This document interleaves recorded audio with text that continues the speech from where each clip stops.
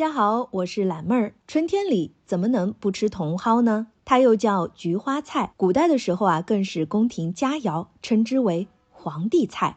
其实对于我们南方人来说，喜欢吃大叶子的茼蒿，但是北方人则更爱吃小叶子的茼蒿。那今天咱们就用茼蒿来做一道美食，不需要炒，也不需要煮，而且冷吃热吃都非常不错。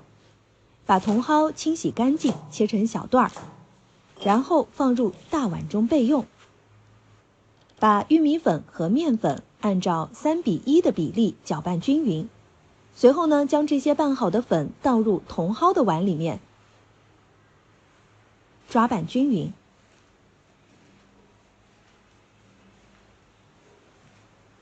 蒸锅里面先把水烧开，在笼屉上垫上一层纱布，放入拌好的茼蒿，我盖上锅盖蒸它。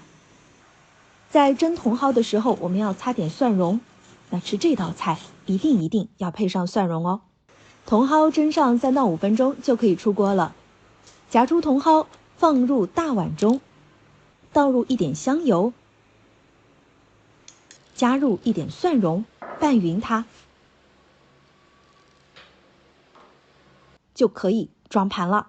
取一个小碗，放入一点蒜末，倒入半勺的醋，再加入2勺量的生抽，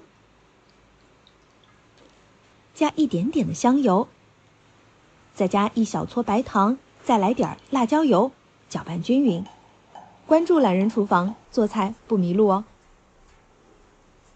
吃的时候蘸着调好的酱汁，真的是越吃越香。